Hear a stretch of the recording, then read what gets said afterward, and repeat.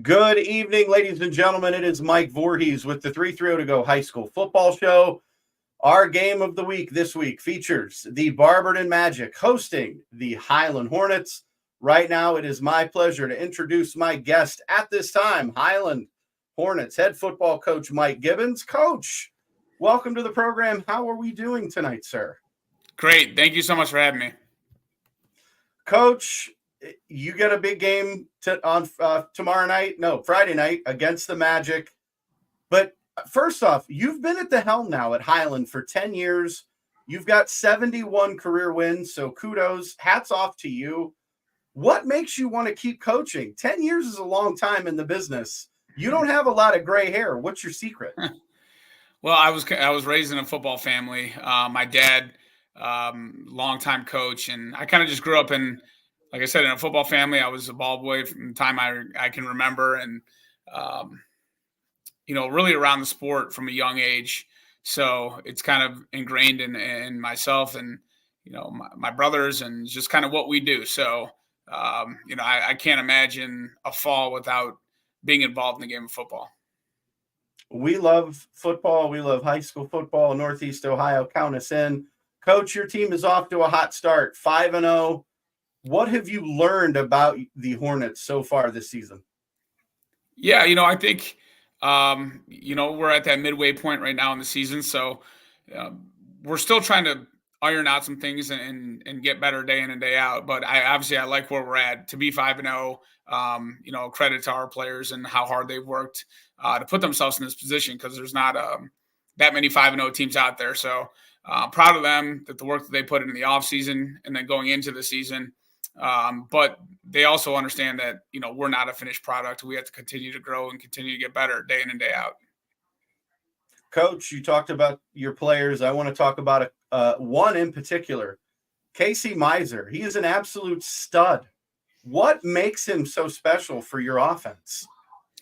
Yeah, I think Casey, he's a special player. Anytime he touches the ball, he's a threat, right? So whether he's taking a handoff or catching the ball out of the backfield, just a very gifted player, but a very humble kid, someone that understands that it's about the team, and he understands that the guys up front blocking for him do an amazing job. And it's a team effort, but Casey's definitely a special player, and just glad that he's on our team, and we have to call plays and get him the ball.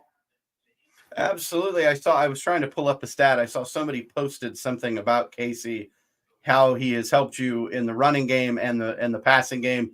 He's had, I think, 79 or 97 touches, and he's scored like 19 touchdowns. Like, yeah, it's incredible what he's been able to do. And he was the player that had missed. He was in the hospital and then was cleared right before game time and ended up like helping Highland get that victory.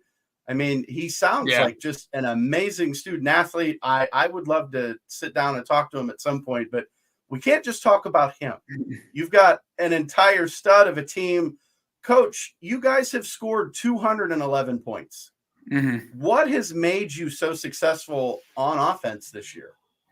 Yeah, I think it's a group effort. I mean, really do mean that. I mean, obviously up front, we return a lot of really good linemen, guys with a lot of starts under their belt. We were fortunate enough to go 14 games last year, and these kids, a lot of them played. So coming back into this year, they kind of know what their job is, and it always helps when you're solid up front. And we had some new faces at the skill positions, but we knew they were talented. So just getting them acclimated and getting them going, was key. I think Dylan Borla at quarterback has had an amazing season. I think he's over 900 yards passing. He's well over 70% completion percentage. I think he has like 9 touchdowns to 1 interception on the season so far. So, it's a group effort. I mean, it really is. I was telling the kids today after practice was, they get to go against great competition every single day. And sometimes I think the practices can be harder than, the game sometimes. And I think that's a credit to our kids and the way we practice and the way we get after each other. Well, it helps when you have an efficient quarterback. 9 touchdowns to 1 interception. That's key. High percentage completion rate. I mean, that's great. But let's talk about this defense of yours. You've given up 51 points in 5 games. In the last 3 games, you've outscored your opponents 130 to 7. Mm-hmm. When you hear that, does that put a smile on your face? Obviously, you would like that 7 to be a 0, I'm sure. But when you hear that stat, obviously, what can you say about your defense? Well, I think the kids do an outstanding job of carrying out the game plan week in and week out. I think they're talented. I think we're good at all 3 levels. I feel good about our defensive line, our linebackers, and our secondary. I think our defensive coaches do an outstanding job putting together a game plan week in and week out to try and limit or take away what the other team does best. So again, it's a collaboration of everyone doing their job. Our kids do an amazing job of really studying film of our opponent, and really, by the time Friday comes, every clip that we show, they pretty much are shouting out, what play they think is coming. So it's a week-long battle, and our coaches do a great job of preparing these kids, and the kids do a great job of, not looking ahead and just focusing in on the day-by-day aspect of trying to be great. Well, you talk about your opponent. Your opponent on Friday is the Barberton Magic, a team that just picked up their first win of the season. What has been the message this week to your team as you get ready to travel to Barberton on Friday night? Yeah, first off, we have so much respect for Barberton and just all the great things they've been able to accomplish. Coach Gatto always has his team ready to go, and they've had our number in the past a few times, and we know it's always a battle. So they're always very talented.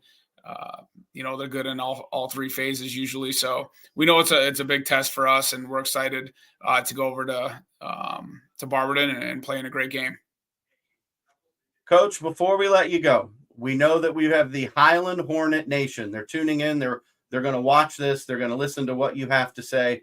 What would you like to say to your fans heading into Friday night?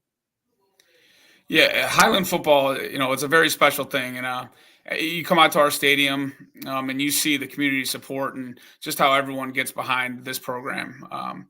We're a community program, public school, closed enrollment. And my son plays for our youth program right now. And I'm fortunate enough to go and watch the youth players practice and see them come up. I've been at the school now for 10 years.